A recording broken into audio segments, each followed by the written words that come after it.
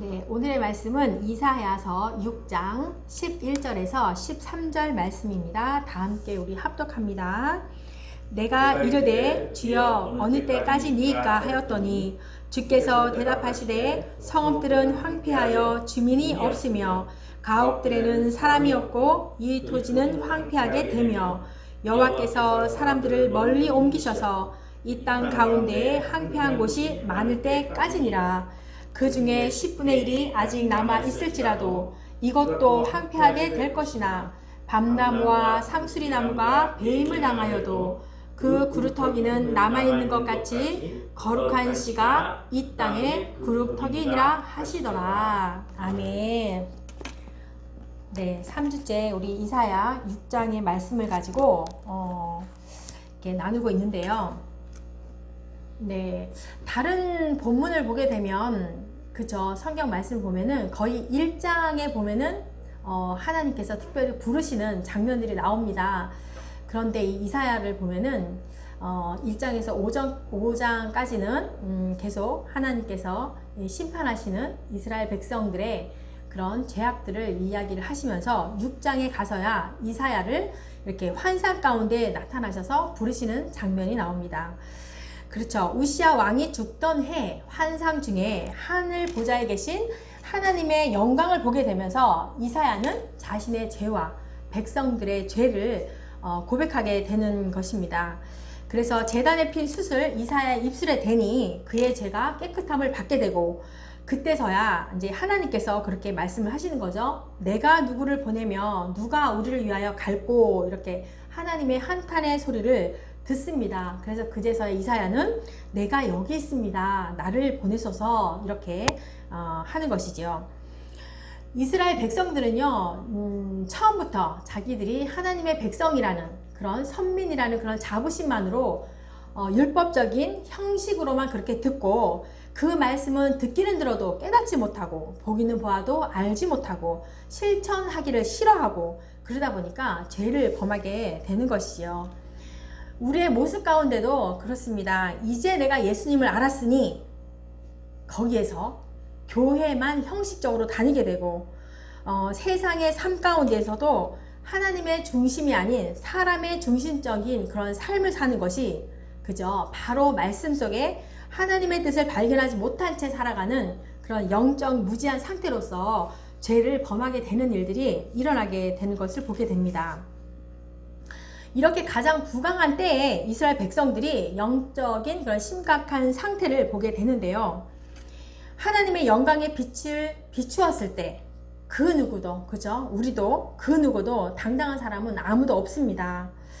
혹시 하나님 앞에 죄를 모른다면 그는 택함받지 못한 자이거나 또한 밖에 버리운 자라고 할 수가 있습니다.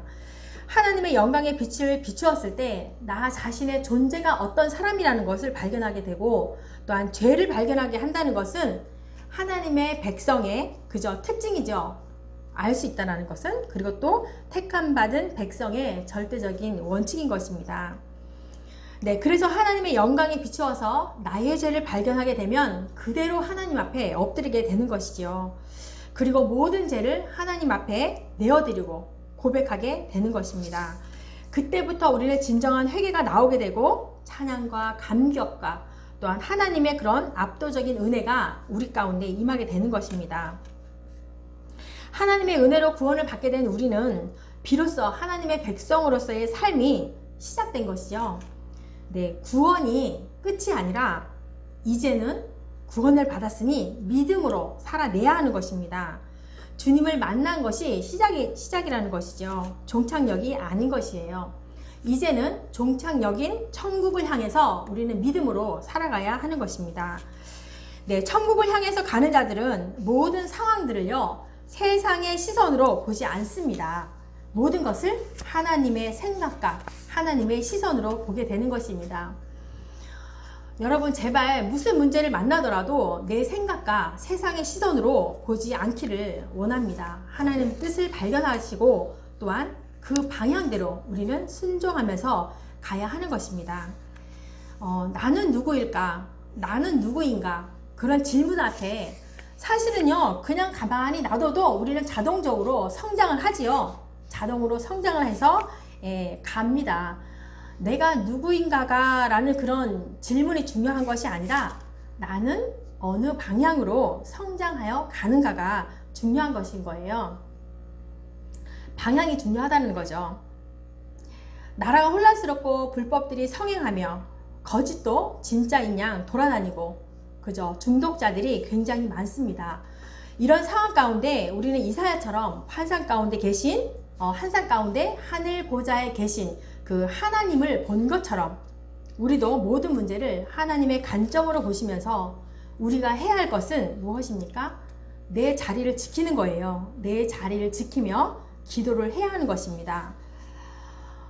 유튜브 영상들을 많이 보니까요. 지금도 각각 그 처소에서 묵묵히 기도하시는 분들이 많이 계시더라고요. 네, 각자에게 주신 소명이 다르고 사명이 또한 다릅니다. 그래서 한 사람 한 사람의 하나님의 부르심 앞에 인정을 해주고 각자의 사명 따라 함께 기도하면서 가기를 소원합니다. 아멘. 네, 하나님의 이 죄사함의 은혜가 우리 가운데 임하게 되면요, 우리는 하나님의 사명을 우리 가슴속에 새기게 됩니다. 그게 당연한 겁니다. 11절 말씀 보니까 내가 이르되 주여 어느 때까지니까 하였더니 주께서 대답하시되 성읍들은 황폐하여 주민이 없으며 가옥들에는 사람이 없고 그 토지는 황폐하게 되며. 네, 하나님께서 이 유다 백성들의 그 죄악을 심판하셔서 하나님의 말씀을 듣기는 들어도 깨닫지도 못하고 보기는 보아도 알지 못하게 하시겠다라고 이렇게 사실은 저주의 말씀을 한 거죠. 네, 그래서 이사야가 그러는 거예요. 하나님, 그렇다면 어느 때까지 이렇게 하실 겁니까? 라고 이렇게 하나님께 묻는 거지요. 사실은 하나님께서 백성들의 그 심령들을 둔하게 해서 자신의 죄악을 깨달을 수 없는 상태로 되게 한다는 것은 가장 큰 재앙인 거예요. 그쵸? 하나님을 모르게 한다는 게 얼마나 큰 재앙입니까? 그죠? 마치 그 탕자의 이야기에서 나온 것처럼 아버지께로 돌아가지 못한다면, 돌아오게 하지 못한다라고 하면은 아버지의 사랑을 어찌 알겠으며 아버지의 그 기다림과 아버지의 마음을 어떻게 알겠습니까?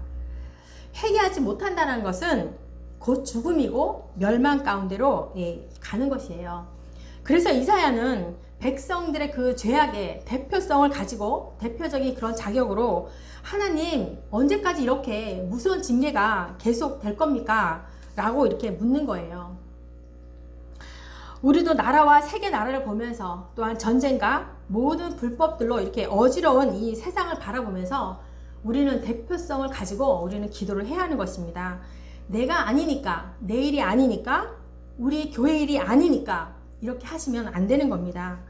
이 세상 만물을 하나님이 천지 창조를 하셨다라면, 또한 모든 역사를 주관하시는 하나님을 우리가 안다라고 하면 모든 것은 하나님의 일인 것입니다. 우리는 더욱 성숙한 믿음의 사람들이 되어서 나라와 또한 세계 전쟁과 불쌍한 영혼들을 위해서 우리는 기도를 해야 할 것입니다. 이사야 선지자가 이렇게 유다 백성들에 대한 하나님의 진노가 언제까지 계속됩니까? 라는 그 질문에 사실 그 질문 속에 전혀 몰라서 질문한 것이 아니라 하나님에 대한 절대적인 신뢰가 있었고, 또한 유다 백성에 대한 하나님의 그 심판이 목적이 아니라는 것을 이 이사야에게는 믿음이 내포되어져 있는 그런 말인 거예요.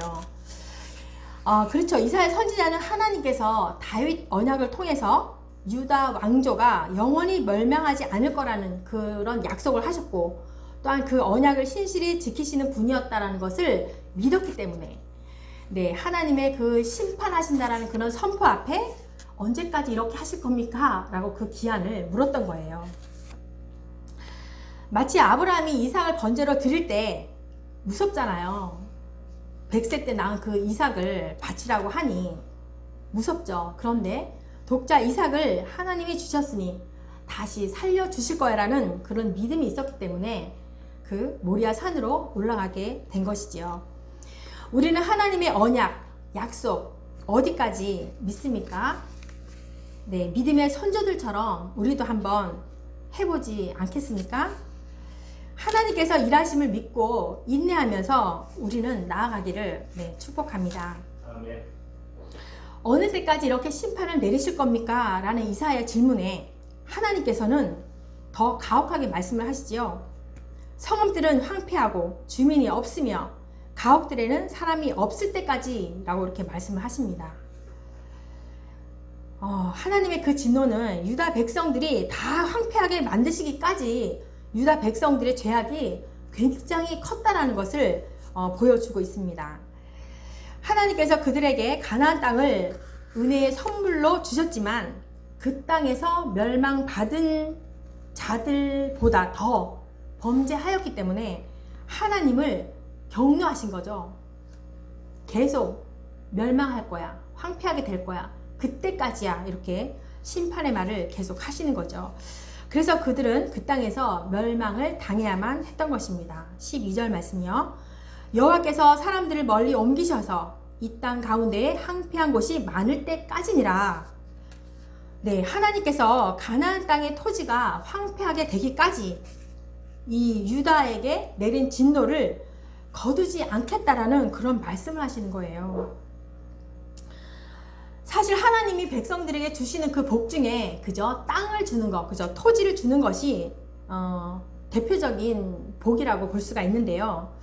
이스라엘 백성들은 가나안 땅에 들어와서 정착하여서 농사를 짓고 생활을 하게 되고, 또한 하나님께서 그들에게 가나안 토지를 잘 배분해 주셨고, 그래서 농사 짓기에 필요한 이른비와 늦은비를 적절하게 내려주셨죠. 그 토지를 통하여서 하나님의 은혜를 받아서 풍성한 삶을 누릴 수가 있었습니다. 그런데 그들의 죄악으로 하나님을 배반하고 그런 범죄함으로 인하여서 하나님께서는 그 땅으로 황폐케 될 때까지 그들을 심판을 내리겠다라고 이렇게 말씀을 하시는 겁니다.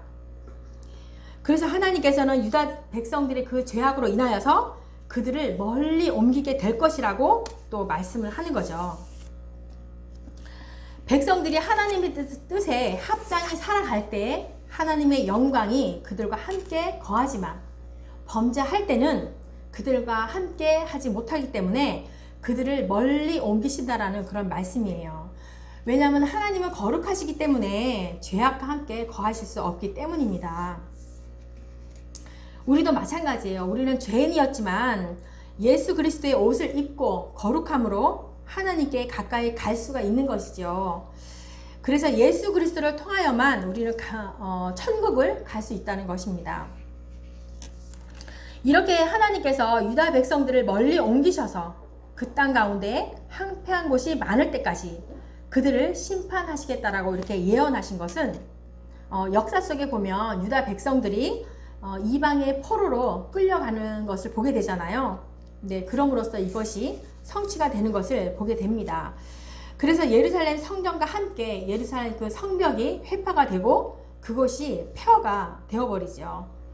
백성들의 범죄함으로 인하여서 그 땅까지 저주를 받게 된 거예요. 마치 아담이 범죄함으로 그저 온 세상이 그 땅이 저주를 받아서 엉겅퀴와 가시덤불이 나게 된 것과 유사합니다. 13절 말씀. 그 중에 10분의 1이 아직 남아있을지라도 이것도 황폐하게 될 것이나 밤나무와 상수리나무가 배임을 당하여도 그 구루터기는 남아있는 것 같이 거룩한 씨가 이 땅에 구루터기니라 하시더라. 네, 하나님께서는 유다 땅 가운데 폐한 곳이 많아서 그 중에 10분의 1이 남아있을지라도 황폐하게 될 것이라고 또한 말씀을 하십니다. 이런 걸 봤을 때 하나님은 이 유다에게 내리는 심판이 얼마나 철저하게 한지를 보여주고 있는 말씀이지요. 하나님의 백성들은 끝내는 구원에 우리를 인도하시지만 범죄의 대가는 분명히 따른다는 사실도 우리가 볼 수가 있는 거예요. 그래서 이사야가 어느 때까지 이렇게 하실 겁니까? 라는 그런 질문에 도대체 하나님의 응답은 좋은 면이 하나도 안 보입니다. 마치 절망적으로 보이지요. 다 없애버릴 거야 라는 그런 절망적으로 보입니다. 10분의 1도 남아있지 못한 상태에서 다시 회복하리라는 그런 기대는 우리의 생각으론 도무지 할 수가 없습니다. 그러나 하나님은 불가능이 없으신 분인 것을 우리는 알고 있지요. 네, 행악자들에 대한 철저한 심판에도 불구하고 하나님께서는 구원을 베푸실 계획을 가지고 계셨죠. 밤나무와 상수리나무가 배임을 당하여도 구루터기는 남아있는 것 같이 하나님께서 이스라엘 백성에 대한 극심한 심판을 내리실지라도 이스라엘이 다시 회복될 것임을 하나님은 예언을 하십니다.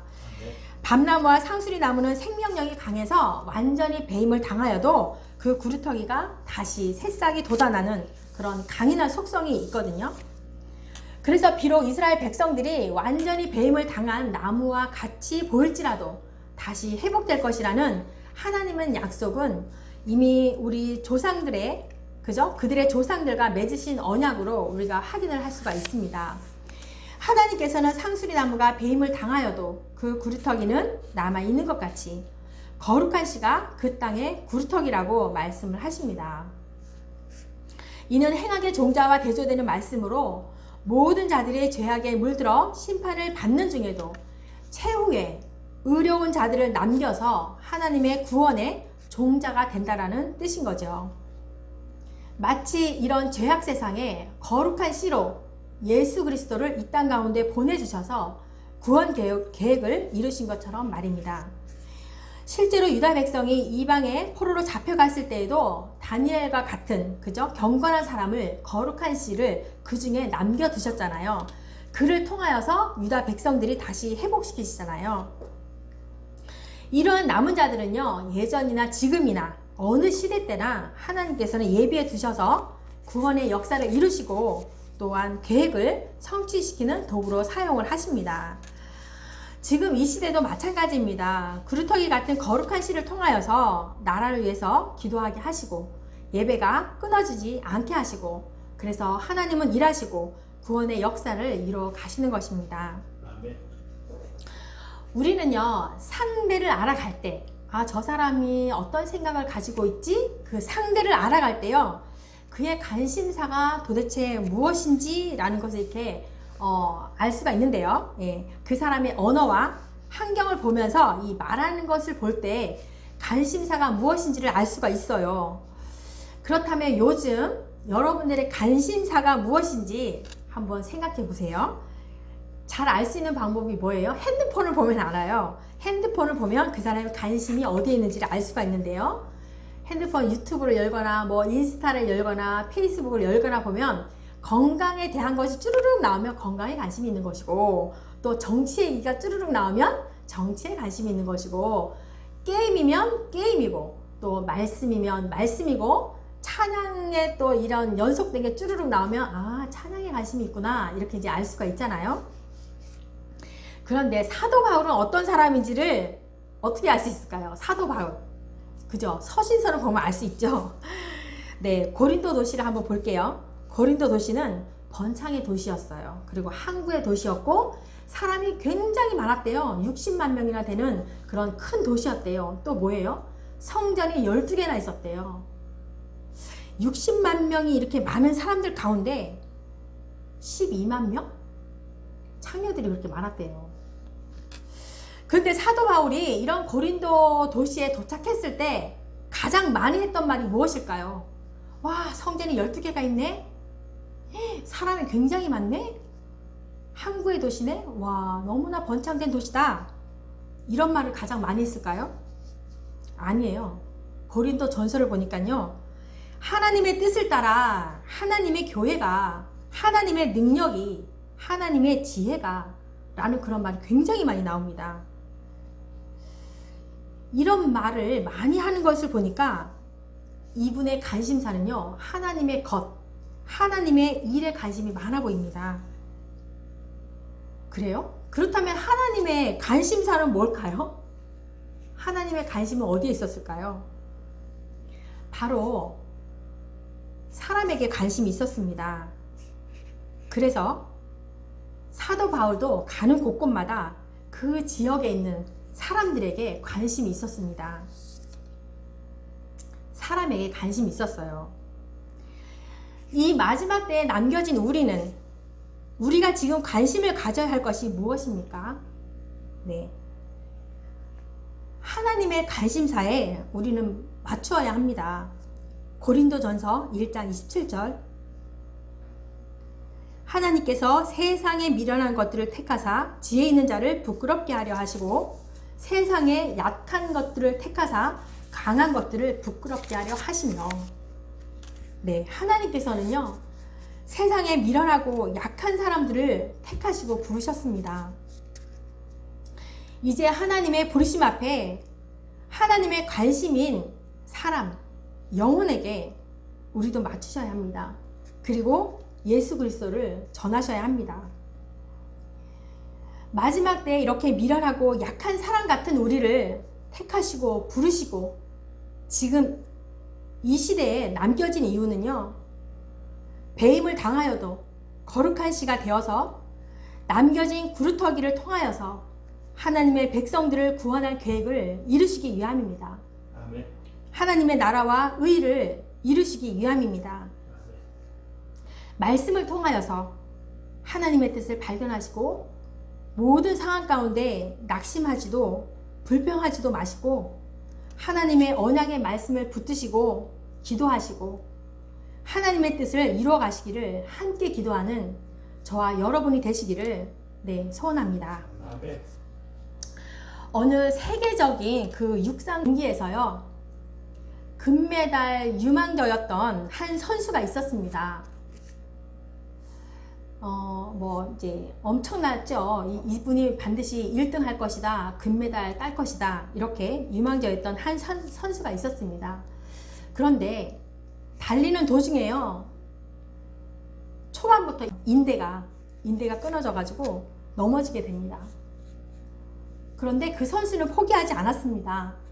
다시 일어나 가지고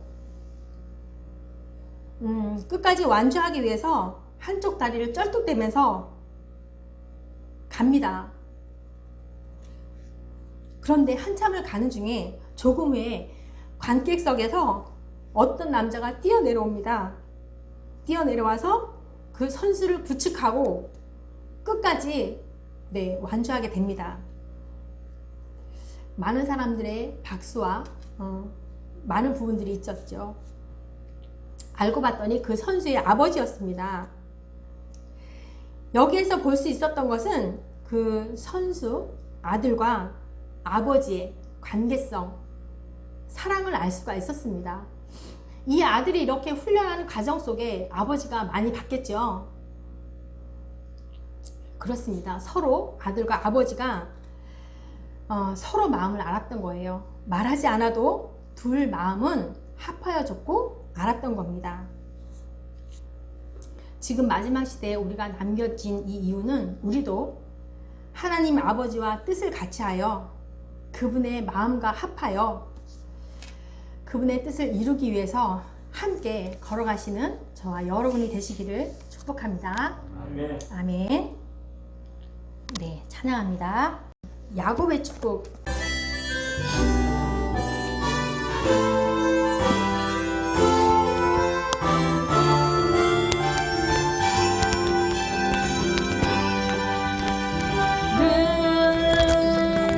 담장 너머로 뻗은 나무 가지에 두른 열매처럼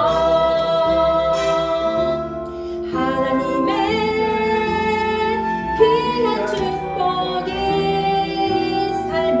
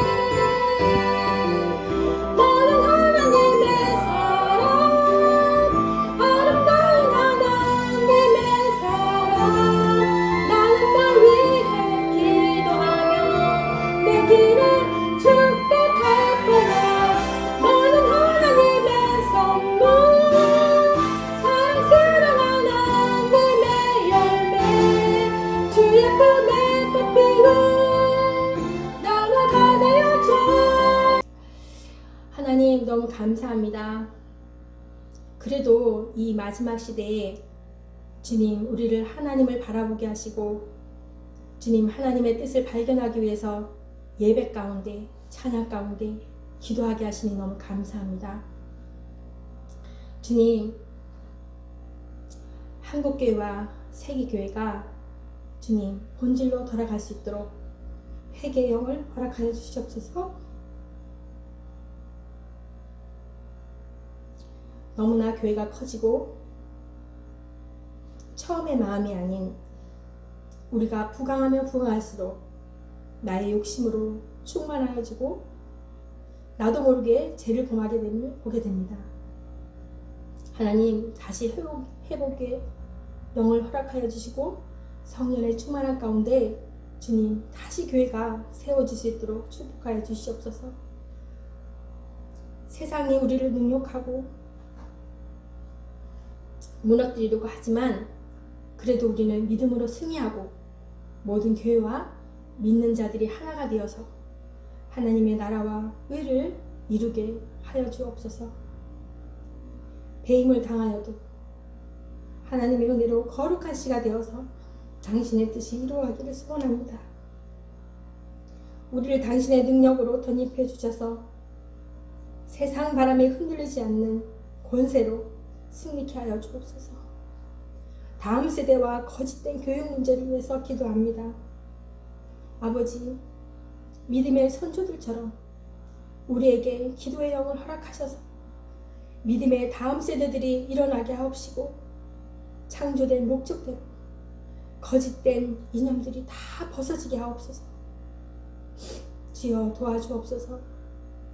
우리를 세우신 목적대로 하나님의 뜻을 이루어 가옵소서. 감사드리며 예수님의 이름으로 기도합니다. 아멘.